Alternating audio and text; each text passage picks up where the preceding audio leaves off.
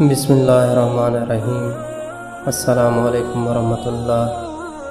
پرہیزگار کی 2 رکعت نماز غیر پرہیزگار کی 1000 رکعت سے بہتر ہے۔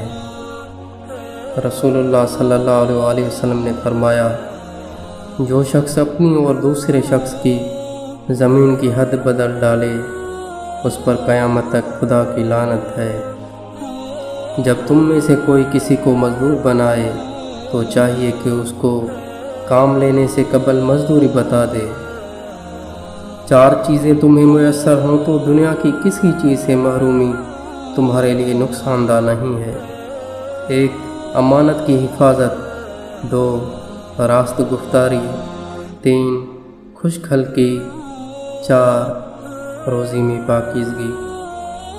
اللہ تعالیٰ کو سچی بات سب سے پیاری ہے۔ نرمی جس شے میں ہوتی ہے اسے خوشنما اور حسین بنا دیتی ہے، اور جس چیز سے نرمی نکال لی جاتی ہے اسے عیبدار اور بدنما کر دیتی ہے۔ رسول اللہ صلی اللہ علیہ وسلم نے فرمایا، لوگو تم مجھ سے 6 باتوں کا عہد کرو، میں تمہارے لیے جنت کی ذمہ داری لیتا ہوں۔ سچ بولو، اور جب وعدہ کرو تو پورا کرو، جب امین بنو تو امانت ادا کرو، اپنی شرمگاہوں کی حفاظت کرو، اپنی آنکھوں کو نیچے رکھو اور اپنے ہاتھوں کو روکے رکھو۔ جب تم اپنے گھر میں داخل ہو تو گھر والوں کو سلام کرو۔ یہ بات تمہارے اور تمہارے گھر والوں کے لیے بابرکت ثابت ہوگی۔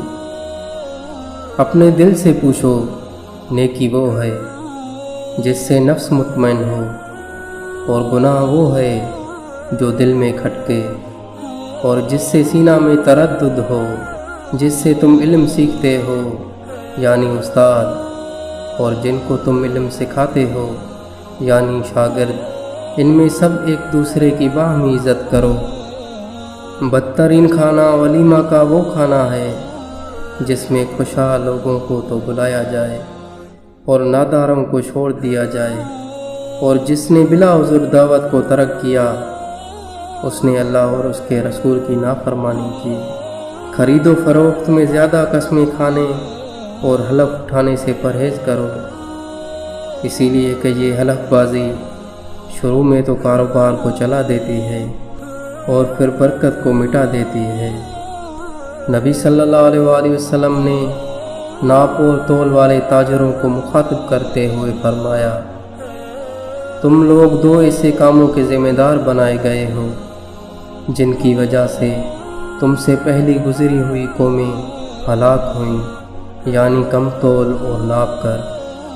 نبی اکرم صلی اللہ علیہ وسلم سے پوچھا گیا کہ کون سی بیوی سب سے بہتر ہے؟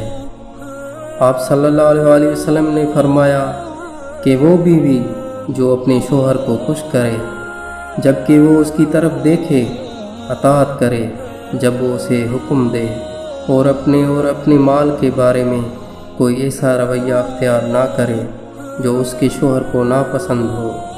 اپنے غلاموں اور خادموں پر اپنے اختیار کو غلط استعمال کرنے والا جنت میں داخل نہیں ہوگا۔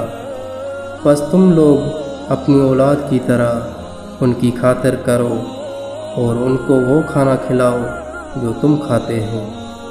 اگر چینل پسند آئے تو برائے مہربانی چینل کو سبسکرائب کریں، لائک، کمنٹ اور اپنے دوستوں کے ساتھ شیئر کریں۔ جزاک اللہ خیرہ۔